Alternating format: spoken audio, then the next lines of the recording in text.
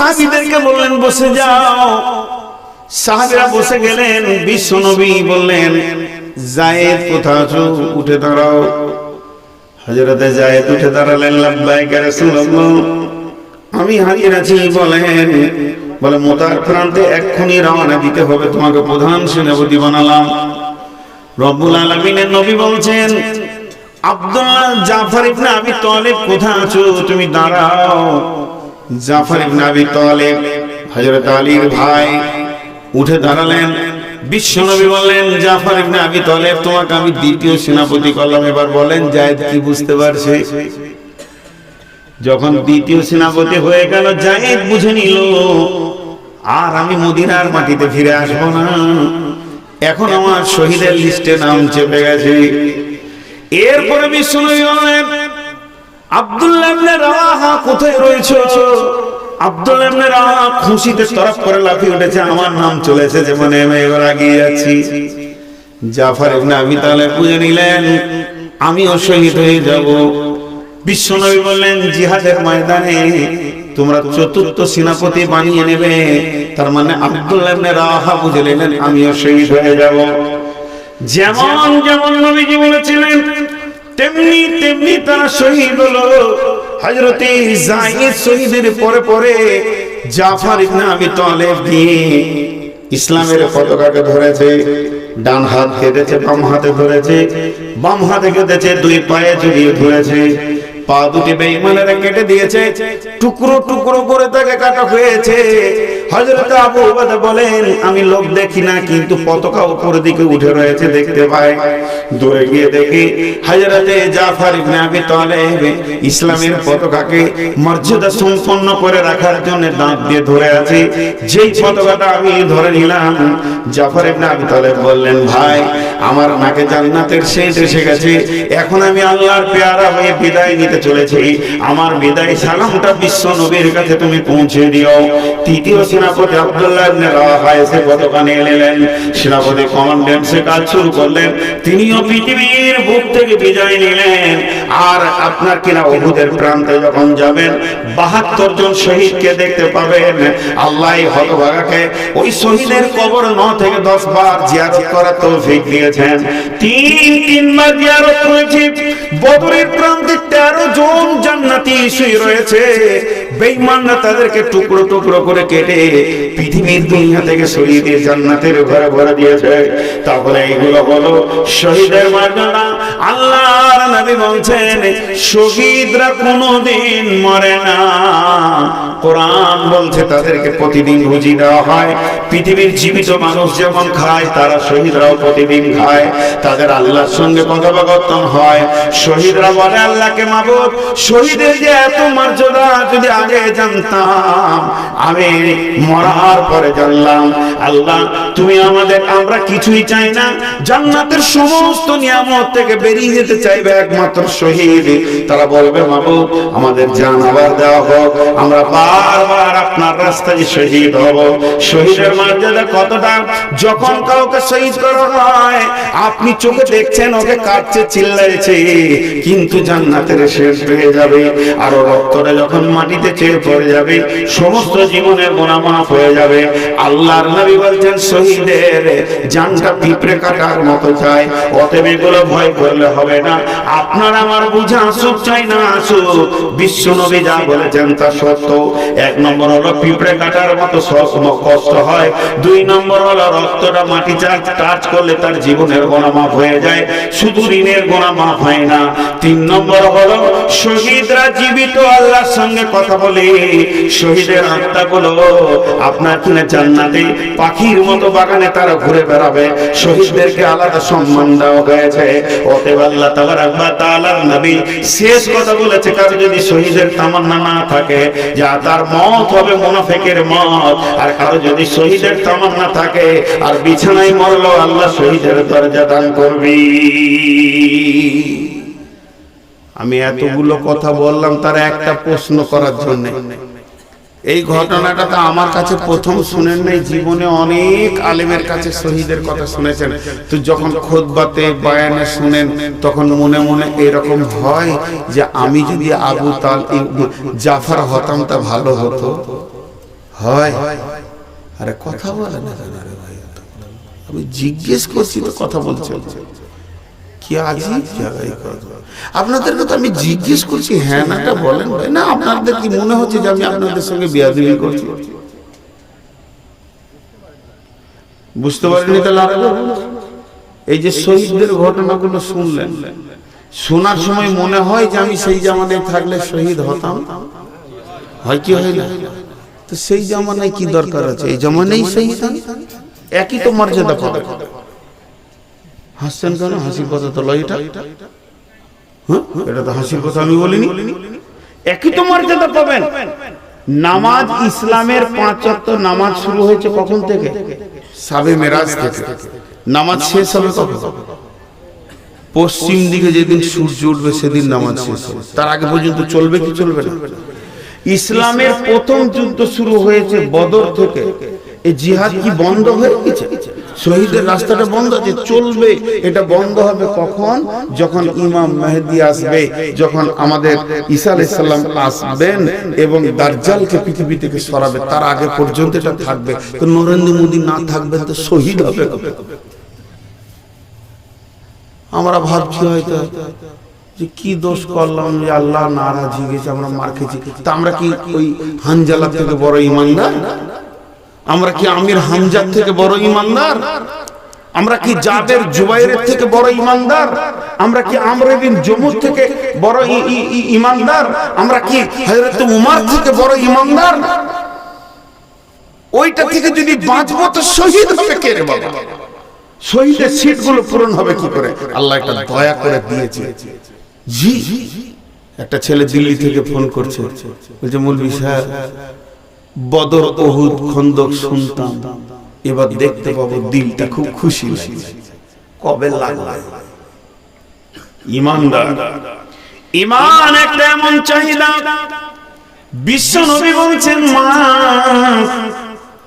one must be Jabal radiyallahu ta'ala anhu qala awsani Rasulullah sallallahu alayhi wa sallam bi ashri kalimatin la tushrik billahi shay'an wa in qutilta aw hurrikta। কত কঠিন কথা। লা তুশরিক বিল্লাহি শাই'আন। হে মাজ রে, আমি আখেরি পয়গম্বর, তোমাকে 1 নম্বর সিরিয়ালে ওসিয়ত করছি, তুমি কান করে শোনো। 10টার মধ্যে প্রথম নম্বরটা কি? লা তুশরিক বিল্লাহি শাই'আ। খবরদার আল্লাহর সঙ্গে কাউকে শরীক করিও না। ওয়া ইন কুতিলতা আও হুররিকতা, যদিও তোমাকে কেটে পিস বানিয়ে দেওয়া হয় তবু আল্লাহর সঙ্গে শরীক করিও না। আও হুররিকতা, যদিও তোমাকে জীবিত আগুনে জ্বালিয়ে দেওয়া হয় তবু আল্লাহর সঙ্গে কাউকে শরীক করিও না। এটা কত বড় কঠিন কথা বলেন। এখন ওরকম ইমানদার নাই? আচ্ছা, ইমানদার আছে। জি, আল্লামা দেলোয়ার হোসেন শাহীদি, ওর গোপন খবর আপনারা জানেন না। যত গোপন খবর আমি জানি, বন্ধুরে নির্যাতনের উপরে নির্যাতন, তারপরও তাকে ফাঁসির ডেট হয়ে গেল, তারিখ হয়ে গেল। রাত্রি 12টা 1 দেলোয়ার হোসেন শাহীদিকে ফাঁসিতে ঝুলানো হবে। আজ থেকে 3 বছর 4 বছর আগে ডেটটা হয়েছিল, ডেটটা আমার মনে নাই। তার ফাঁসি দেওয়ার মাত্র 2 দিন আগে যে কোনো ব্যক্তি সরকারের তরফ থেকে তাকে দেখা করতে যায় এবং বলে, আপনি খালি একবার স্বীকার করলেন আমার ভুল হয়ে গেছে, আর যতদিন বেঁচে থাকবো স্টেজে উঠবো না, কালকে আপনাকে সসম্মানে বাড়ি পৌঁছে দেওয়া হবে। শায়দি বলেছিলেন, বহুদিনের তামান্না শহীদের মত নিব, বাতিলের কাছে মাথা নত করব না। মুশরিকের সঙ্গে আপোষ নাই, কাফেরের সঙ্গে আপোষ নাই, তুই বলেছিস তোদের মতো তাগুদের সঙ্গে আমার কোনো আপোষ নাই। ফাঁসির মঞ্চে গিয়ে আল্লাহর সঙ্গে হেসে কথা বলতে পারবে শাহেদি, তবু তোদের কাছে মাথা নত করবে না। মাওলানা আব্দুর রহমান আইলা হাদিসের বড় শাইখুল হাদিস ছিলেন, ফাঁসি দিয়ে দিলেন। মঞ্চে বলেছিল বাতিলের কাছে মাথা নামো, আমি করব না, যা বলেছি তা সত্য। এদের অপরাধ রাজনৈতিক নয়, এদের অপরাধ যুদ্ধ অপরাধী নয়, এদের অপরাধ হচ্ছে শুধু পীরের বিরুদ্ধে কথা বলা।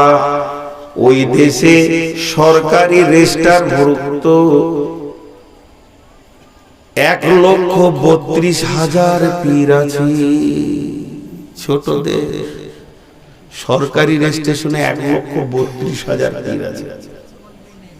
ভাইরা আমার, এর জন্য বন্ধুরে কতটা ঈমান হলে বিশ্ব নবী বলছেন এইখানে আরএসএস এর দল আমাদের 10 জনকে বেঁধেছে, একটাকে কাটছে, আমরা 9 জন দেখছি। 2 নম্বরকে ধরেছে, 3 নম্বরে আমার নামটা আছে।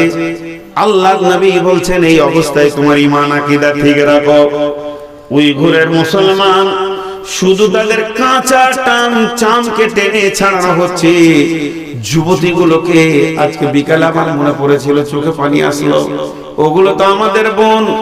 যুবতীগুলোকে সৈন্যরা রাতের পর রাত ব্যবহার করছে, শুধু একটাই কারণ, আল্লাহকে অস্বীকার করো, রাসূলকে অস্বীকার করো।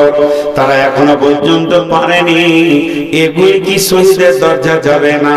এর জন্য বিশ্বনবী নামাজের কথা বললেন না, রোজার কথা বললেন না, হজের কথা বললেন না, যাকাতের কথা বললেন না। মুসলমান, আপনার আমার সামনে এমন একটা টাইম আসবে, এমন একটা সময় আসবে, এমন একটা মৌকা আসবে, পৃথিবীর সমস্ত আমলগুলি মাফ হয়ে যাবে, শুধু ঈমান থাকলে জান্নাতুল ফেরদাউস পাওয়া যাবে ঈমানের উপরে। এর জন্য নবী বলছেন ওই কুতিলতা আও হররেকতা, মাঝে ঈমানের ক্ষমতাটাকে বাড়াও, এত বেশি বাড়াও যাতে করে ওই রকম ফাঁসির মঞ্চে গিয়ে তুমি হাসতে হাসতে আল্লাহর সঙ্গে মোলাকাত নিতে পারো। জি কি বলছে? ছেড়ে দেওয়ার না, কত চালাবো, মাথা খারাপ। 3 বেশি না 12 বেশি? ও দিল ছোট বলি 3টে বলছে, আমার দিল কত গুর্দা বড়, 12টা পর্যন্ত চালাবো।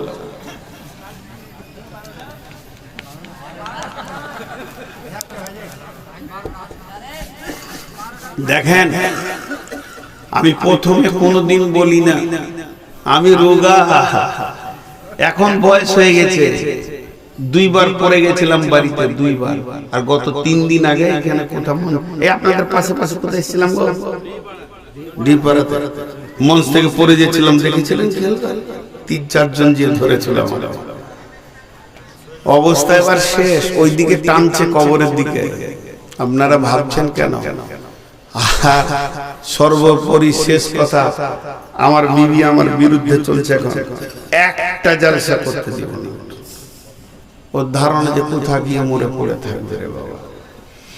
মেয়ে জামাই বলছে আর হয়ে গেছে বউ, এখন খালি বউর বাড়িতে বসে থাকে। হাজি বসতে মন যাবে, এত লাফালাফি লোক। তো ওরা কাবু করে রেখেছে আমাকে। তো এই কটা দিন চালাই, তারপরে আগামী বছর কি হবে জানি না। রমজান মাসে আমার 100 খানা জালসা বুকিং হয়ে যায়, বছর মাত্র 12 খানা নিয়েছি, বেশি নিইনি। এটাই বলে দিলাম, আগামীতে অল্প করব মনে করছি, মানুষ ছাড়ছে না। তো ঠিকই আছে, আমি যে কথা বলছি শুধু আজকে একটা বিষয়ের উপর কথা বলছি, তা হলো ঈমান। ঈমানের একটা পাওয়ার আছে। দুধ ভালো জিনিস না খারাপ? আর পুকুরের পানি কথা বলে না লোক। পুকুরের পানি গো হলো ভালো, তো দুধের মতো ভালো নাকি?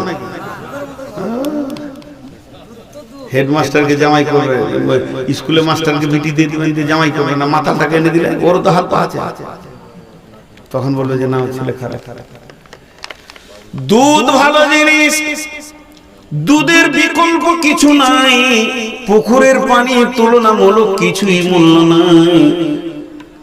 যদি দুধকে এমনি করে ধরে বোতলে জালসা করি, আমি মোহাম্মদ রে তুই বড় দামি জিনিস, তোর মতো দামি জিনিস কিছু নাই। পৃথিবীর সমস্ত বিজ্ঞানী একমত, হে দুধ তোর বিকল্প খাবার পৃথিবীতে কিছু আসে নাই। তোকে 1 ঘন্টা জালসা করলাম, খবরদার খারাপ জিনিসের সঙ্গে মিশবি না, পানির সাথে তুই মিশবি না। এই বলে ঢাকনাটাকে খুললাম, খুলে পুকুরের পানিতে ফেলে দিলাম। দুধ মিশবে কি মিশবে না? দুধ কার পাওয়া যাবে? পাওয়া যাবে না। তাহলে ছেড়ে দেন, ওই দুধটাকে জালসা করতে হবে না, দুধটাকে জমিয়ে দেন, ওটাকে মাখন তৈরি করেন, মথনে দিয়ে মন্থন করে করে করে করে করে করে করে করে একটা গোল বলের মতো থেকে মাখন বেরিয়ে আসবে, এটাকে ঘি বানাবেন। মাখনটাকে বলের মতো করেন, আর জালসা করতে হবে না, সমুদ্রের পানিতে ফেলে দেন, আর মিশবে না। তো মুসলমান ইমানদার এরকম, আমাদের ইমান হলো দুধের মতো। হিন্দুর সঙ্গে চামারের সঙ্গে পৃথিবীর যত লোক আছে ইমান বেঈমান গোলতাল আমরা মিশে গেছি। আমরা চায়ের দোকানে বসে বসে ইমান হারিয়ে দিয়েছি, রাজনৈতিক ময়দানে গিয়ে পাকা বেঈমান চোর লম্পট দাগাবাজ হয়ে গেছে, সুদারও হয়ে গেছে।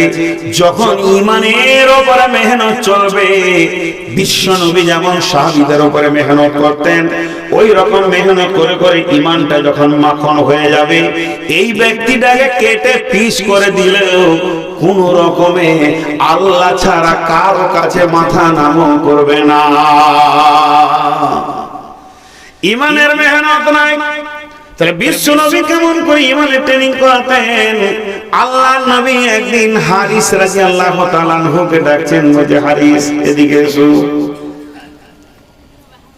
হারিস তাল এসো। হযরত হারিস আসলেন, নবীজি বললেন, হারিস রে তোমার ইমানের খবরটা আমাকে দাও।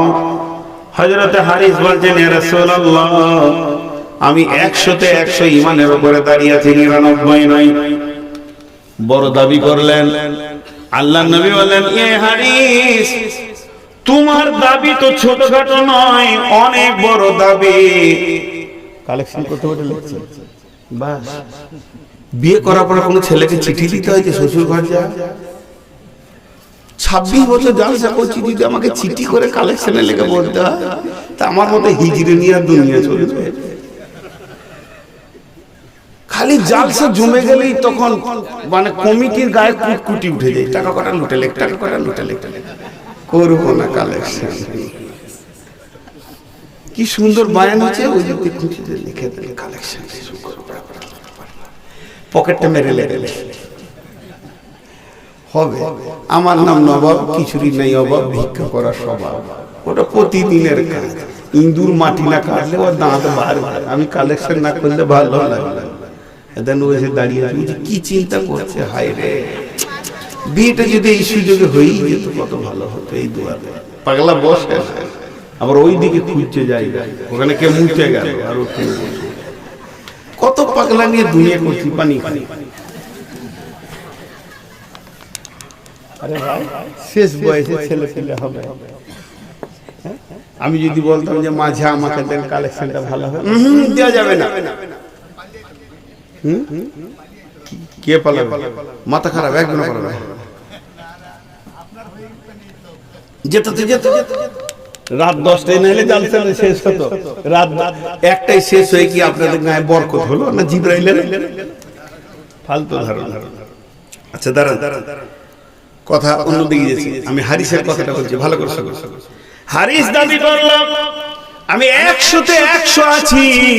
ও দয়ার নবী, আমার ইমানের এতটুকু কম নাই। বিশ্ব নবী বললেন, তোমার দাবি এত বড় কেন, তুমি আমাকে বুঝাও। হযরত হারিস বলছেন, দয়ার নবী গো, সকালবেলা যখন আমি ফজরের সালাত আদায় করেছি, তো জাহান্নামকে যেন 2 চোখে আমি দেখতে পেয়েছি। মনে হচ্ছে আমার চোখের সামনে জাহান্নামের আগুন দাও দাও করে জ্বলছে। আগুন একে অপরে ছিঁড়াছিঁড়ি করছে। জাহান্নামীদের আর্তনাদ, তাদের চিল্লাচিল্লি আমার কানকে যেন ঝাঁঝিয়ে দিয়েছে।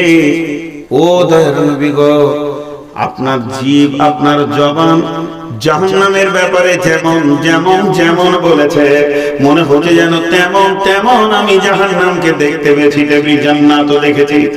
আঙ্গুরগুলো যেন ঝুলছে, খেজুরের বাগান যেন জান্নাতে লেগে রয়েছে, তলা তলা অট্টালিকা, উদ্যান, হুর পরি যেন হাতছানি দিয়ে যাচ্ছে। আপনার জান্নাত আর জাহান্নামের চিন্তাতে আমার সকাল গেছে, দুপুর গেছে, বৈকাল গেছে, সন্ধ্যা হতে চলেছে। আল্লাহর নবী বলছেন, হারিস রে, তুমি যে ঈমানের দাবি করেছো, তুমি কামিল ঈমানের উপরে দাঁড়িয়ে আছো। এখানে যতগুলি লোক বসে আছি, আমি সহ বসে আছেন বলেননি, বসে আছেন আমি শব্দ ব্যবহার করিনি, আমি নিজেকে ধরি বক্তব্য রাখি সারা জীবন। যতগুলি লোক বসে আছি আমরা, একজন উঠে দাঁড়িয়ে এমনি করে বলি, আজকে সকালে জাহান্নামের ভয়ে আমি কেঁদেছি, দুপুর বেলায় ঘুম হচ্ছিল না, মনে হচ্ছে জাহান্নামের আগুন আমাকে তেরে ধরতে আসে, আসরের সময় যেন জান্নাতের লোভে আমার দিল উতল পাতল করছিল। এইভাবে আমার দিনটা পার হয়েছে। একদিন তো দূরের কথা, সারা মাস বছর জীবনেও জান্নাত জাহান্নাম মনে পড়ে না। ঈমান লিগ একটা, ঈমান নাই, ঈমান নাই। সাহাবীরা নামাজ পড়ার পর কেঁদেছে, নামাজটা কবুল হলো কিনা। আর আমরা কাজা নামাজ তাড়াহুড়ো করে পড়ে মসজিদ থেকে আমরা পাঠান পাড়া বুকলে বার হয়েছি, না আমার নামাজি কে আছে, কবুল হলো কিনা এটা টেনশন। ঈদের দিন সাহাবীরা খুশিতে ঈদে লাফালাফি করছে, আর হযরত উমরকে খুঁজে পাচ্ছে না। তখন আমিরুল মুমিনিন হচ্ছেন উমর। উমর কই, উমর কই, হট করে দরজাটা খুলে দিল। দেখছে হযরত উমর কাঁদছে। রব্বুল আলামিন, রব্বানা রব্বানা ফাগফির লানা যুনুবানা, ডুকরে ডুকরে কাঁদছেন। সাহাবীরা প্রশ্ন করলেন, আমিরুল মুমিনিন, খলিফাতুল মুসলিমিন, আজকে কিসের দিন? ঈদের দিন। ঈদ মানে কি? খুশি। রব্বুল আলামিন আজকে আমাদেরকে ঈদ দিয়েছেন কিনা? বলে হ্যাঁ দিয়েছে। আমিরুল মুমিনিন, খলিফাতুল মুসলিমিন, ঈদের দিনে কি কাঁদতে হয় না আনন্দ করতে হয়? আমিরুল মুমিনিন বলছেন, ভাইয়া রে, তোমাদের রোজা কবুল হয়ে গেছে, তোমরা তো আনন্দ করবে, আমি আমার আল্লাহর কাছে কাঁদছি যে আমার রোজাগুলি কবুল হলো কিনা। নিজের ভিতরে এতটাই ভয় লাগছে যে আমি নবীজির মতো রোজা রাখতে পেরেছি কিনা। আমাদের অবস্থা খুব খারাপ। যে কটা রোজা রাখে না তারা তা রাখি না, তারা যে কোন গ্রুপের মাল আল্লাহ জানে। না হিন্দু, না মুসলমান, না জৈন, না খ্রিস্টান, কোন জায়গায় নাই। এদের যে কি প্ল্যাটফর্ম আছে আল্লাহ জানে। খেয়েছে গাও গাও গাও গাও করে ঘুরে বেড়াচ্ছে, মনে মনে ভাবছে আল্লাহ কি করে নেবে, ওটা দেখে নেবে, মোটামুটি সামালে নেবে। মস্তান টাস্তান মানছে, আমরা গিয়ে দেখ তোর খালুকে জিজ্ঞেস করগা, শুয়ে আছে মিশরের ফেরাউনকে, ওর যদি কথা বলার ক্ষমতা থাকতো বলতো, বেটা যাস না রে বাপ, আমি যা ফাঁসা ফেসেছি তুই আর যাস না। জি মা আমার, মন আমার, পৃথিবী অত সহজ জিনিস নয়। তো ঈমান হচ্ছে সব থেকে বলিষ্ঠ জিনিস। যার ভিতরে ঈমান আছে সব আছে, যার ভিতরে ঈমান নাই তার ভিতরে কিছু নাই। আচ্ছা, এখন একটা কথা বলি। আমার কাছে ধরেন 5 লাখ টাকা আছে, আপনারা হজ উমরা করবেন না গো, তো হজে যাচ্ছি আমি, ওই টাকাটা মুরব্বী মানুষ গছিয়ে গছিয়ে রেখেছি। আমার 2টা বেটা আছে, তো বেটাদের হাতে যদি দিয়ে দিই, তোরা বিসমিল্লাহ বলে 2.5 লাখ করে ভাগ করলে, ওরা খালি খুঁজছে যে বাপের যা আছে ভাগ করলে, মুরব্বী কি করবে? ওটা আমি রেখেছি, সময় অসময় কাজে লাগে। তো মনে মনে করছি যে টাকাটা কাউকে জমা দিয়ে হজ করতে যাবো। ওকে বলে দিল ফিরে যদি আসি আমাকে দিও, আর মরে গেলে বেটাদের হাতে দিয়ে দিও। ছেলে আমার সব ভালো, তাহলে তো আগে বিশ্বাস করবো যে টাকা দিব, না আগে টাকা দিয়ে দিব তো পরে বিশ্বাস করবো? এতগুলো লোক চুপ করে আছে। আগে বিশ্বাস তারপরে টাকা, না আগে টাকা দিয়ে দিব তো পরে বিশ্বাস করবো? আগে বিশ্বাস। এটা আল্লাহ বলেছেন। বিসমিল্লাহির রহমানির রহিম।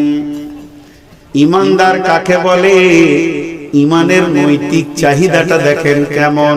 আল্লাযীনা ইউমিনুনা বিল গায়বি ওয়া ইউকিমুনাস সালাতা ওয়া মিম্মা রাযাকনাহুম ইউনফিকুন। তিনখানা কথা বলেন এই আয়াতে। প্রথম নম্বর তো আমাকে বিশ্বাস কর, দেখতে কোনদিন পাবি না মরার আগে যখন তুই কিয়ামতের মাঠে উঠবি, রোজাদারকে আমি মোলাকাতে আসবো, বাকি তোরা জান্নাতে আমাকে দেখবি। অতএব যারা না দেখে আমাকে বিশ্বাস করলো তাদেরকে দুই জায়গায় আমলে পাওয়া যাবে। তাদেরকে নামাজের কাতারে পাওয়া যাবে। বিশ্বাস আছে, আল্লাহ আছে, তারা নামাজের কাতারে দাঁড়াবে। আর তাদেরকে আমার কাছে টাকা জমা দেওয়ার ব্যাপারে পাওয়া যাবে। এই দুই জায়গাতে তারা কোনদিন পেছন পা হবে না।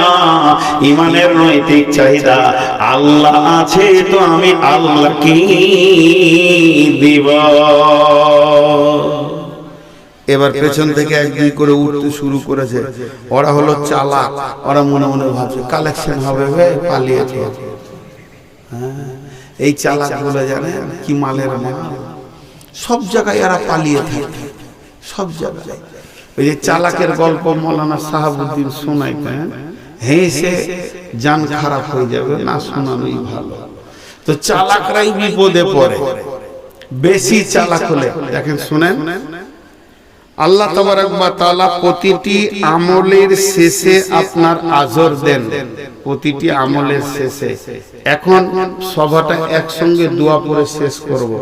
শেষ পর্যন্ত থাকবেন, পূর্ণ নেকি নিয়ে যাবেন। না থাকবেন, চালাক হবেন, তো কিয়ামতের মাঠে পস্তাবেন। সারা দিন রোজা রেখেছে, 3 মিনিট আগে পানি খেয়েছে, তাও আবার ফ্রিজের মাল। বলছে রোজা হবে না তোদের সঙ্গে, চালাইতে চালাইতে তোদের শ্বাস নিয়ে নেবো 3 মিনিট। তুই পাগলারা হাঁটতে হাঁটতে যে চার মনে মনে ভাবছে শ্বাস নেবো, কিন্তু এটা নাই। একসঙ্গে সব। পৃথিবীর কোন বক্তাকে দেখেছেন পকেটে হাত ভরে বের করে নিয়েছে?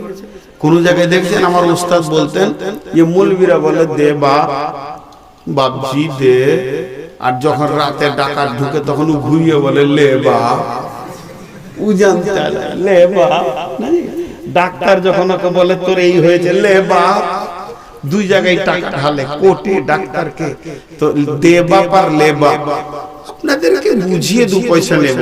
তো আল্লাহ বলছে আমাকে যদি বিশ্বাস থাকে তো আমাকে টাকা দেবে। এবার ঈমানের একটা ঘটনা শুনেন। বনি ইসরাইলের জামানায়, মুসা আলাইহিস সালামের জামানায় একটি লোক নিয়ত করলো আজকে রাত্রিতে গোপনে আমি দান করব। এত গোপনে দান করব আমি নবী মুসাকেও বলবো না, একমাত্র আল্লাহ ছাড়া কেউ জানবে না। গোপনে টাকাটাকে নিয়ে আশরাফিকে একটা ছোট কাপড়ে বেঁধে নিয়ে আধার রাত্রিতে ঘুরতে ঘুরতে একটা ছেলের কোলে দিয়ে দিল, একটা যুবককে দিয়ে সে অন্ধকারে লুকিয়ে গেল। আর যখনই সকাল হলো সকাল বেলায় যেখানে 5টা লোক বসে আছে, আলোচনা চলছে আজকে রাত্রি থেকে গোপনে সাজদা করেছে, দান করেছে, করবি কর। আমাদের গায়ে কালো চোরকে দিয়েছে, মাল চোরের হাতে চলে গেছে। মনে মনে ভাবছে আল্লাহ দান করলাম তো চোরের হাতে গেল, তো আজ কাজ করবো। দ্বিতীয় দিন সে গোপন একটা মেয়েকে দিয়েছে। সকালবেলায় খবর হয়েছে এলাকার মধ্যে সেরা নোংরা মেয়ে বেশ্যারান্ডিকে দিয়েছে। দান করনালা বোঝালা কি ভেজাল শুরু হলো। প্রথম দিনে চোর, দ্বিতীয় দিনে বেশ্যা, দান দান 3 দান। আর একবার দেখি এক চৌমোহনীতে বুড়া বসে আছে, না আছে যৌবন, না চুরি করতে পারবে। ওর কোলে দিয়েছে, সকাল বেলায় খবর হচ্ছে প্রথম দিনে চোর, দ্বিতীয় দিনে বেশ্যা, আর তৃতীয় দিনে এলাকার সেরা বড় লোক বকিলকে দিয়েছে। যা কান্তা শুরু করেছে, এত গভীরে কাঁদছে, বলে আল্লাহ আল্লাহুম্মা লাকাল হামদ আলা সারিকি ওয়া আলা জানিয়া ওয়া আলাল গানি ফাউতিয়া কিলা লাহু। আল্লাহ তাকে খবর শোনাচ্ছে, গোলাম রে তোর 3 দিনের দান আমি কবুল করেছি। সুবহানাল্লাহ। আমি তোর দানটার মধ্যে এত রিয়াকশন ছিল আমার প্রতি বিশ্বাস করে, গোপনে তুই নিজেকে হারিয়ে দিয়ে দান করেছিলি রে বান্দা।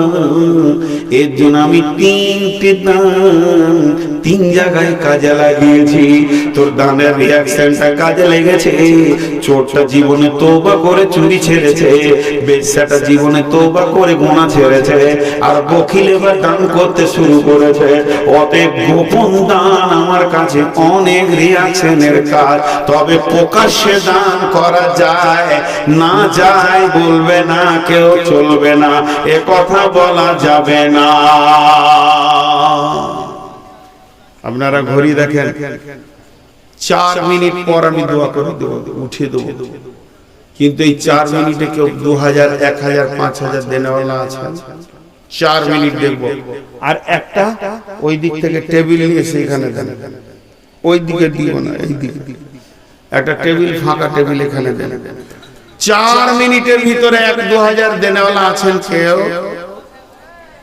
কেউ নাই ভাই। 5000 দেনেওয়ালা, 2000 দেনেওয়ালা, 1000 দেনেওয়ালা কেউ আছেন? আর না হয় টেবিলগুলোকে সরিয়ে দেন। ভাইয়া যতটি লোক বসে আছেন, আর আমার মা বোন যতটি বসে আছেন, আমার মা বোন যতটি বসে আছেন, আরে এইটাই দিলেই তো হলো। আর পুরুষ যত বসে আছেন, মেয়েদেরকে একটা টেবিল দাও মেন গেটে। মা বোনেরা দোয়া শেষ হবে, মজলিস শেষ হবে, কিন্তু আপনারা টেবিলে হাতটা রেখে যাবেন, 1 টাকা হলেও দিয়ে যাবেন। শেষ কথা বললাম। আর এই টেবিলটা সামনে দিচ্ছি, পেছন দিকে না দিয়ে এইখানে দেন। আপনি সামনের দিকে যখন পা পা করে হেঁটে আসবেন, তো আমার আল্লাহ খুশি হবে। বিধায় যতটি লোক আছেন এই টেবিলে দেবেন। 5000 দেনেওয়ালা কেউ আছেন? এখনো বলেন 4 মিনিট হয়নি, 2 মিনিট হয়েছে, আর 2 মিনিট আছে। 5000, 1000, 2000, মাশাআল্লাহ। বেনামিতে 10000 দিয়েছে, ফোন পেতে দিও, যার বাস নগদই হলো। এখন ওই যুগ আছে, তো যুগে দিয়েছে, ব্যবহার করেছে, ঠিক আছে। কেউ আছেন? 10000 একটা হয়েছে। মা বোনেদের কেউ আছেন? খালা মা, মুরব্বী, ও আবার চেয়ার আছে, এখানে ভোজের ব্যবস্থা আছে না? চেয়ার নিয়ে চলে আসছে, ওই চেয়ার দেখতে পাচ্ছেন না? আছেন আল্লাহর বান্দা কেউ 1-2000 দেনেওয়ালা? কেউ? আহা, আমার কপাল পোড়ালো, ইজ্জতটা কেউ রাখলেন। ওই ভাই 10000 দিয়ে রেখেছে, 2000-1000 দিয়ে কেউ রাখছে না। হ্যাঁ, কে টাকা আনছে? কত আনছো ভাই? দিয়ে দাও তো, রাত করে 20000 দেখে লিখি। 3000 দিয়েছ, এটা কত? 2000। ওটা কত? মাশাআল্লাহ। আসছে আসছে আসছে, ইজ্জতটা থাকলো। বেশি টাকাটা ওইদিকে ভরছে, কমটা এইদিকে নিয়ে আসছে। ওইটা বার করে দেখি কত আছে, গুনে লি। এটা কত আছে? কত আছে? দেখো ভিতরটা মালটা দেখি। আর আমি গুনি, আমি কি নিয়ে নেবো বলছি, গুনে তোমাকে দিব। বার কর, কোথা বে পকেট, না পকেট মারো হয়রান হয়ে যাবে। দিয়ে দাও, একটু ফেল দাও, টাকাটা আবার ঘুরে দিয়ে যাবে। আচ্ছা ঠিক আছে। আর কেউ আছেন আল্লাহর বান্দা? আল্লাহর বান্দা কেউ আছেন? আর কেউ আছেন? আর 30 সেকেন্ড, 30 সেকেন্ডে কেউ আসছে? আচ্ছা একটা কথা বলি, আমি দোয়া দিব, বুঝে বুঝে আমিন বলবেন। আর আমিনটা যখন বলবেন তো আল্লাহকে সন্তুষ্ট করার জন্য বলবেন, মানুষকে লাগে। হে আল্লাহ, তুমি আমাদেরকে ঈমানে কামেলা দান করো। আল্লাহ, আজকে ঈমানের উপরে বক্তব্য রাখলাম, পরিপূর্ণ তুমি ঈমান দান করো। যে ঈমানে তুমি খুশি হবে ওই ঈমানটা দান করো। রাসূলুল্লাহ সাল্লাল্লাহু আলাইহি ওয়াসাল্লামের উপরে আমাদের আকীদা আল্লাহ তুমি ঠিক করে দাও।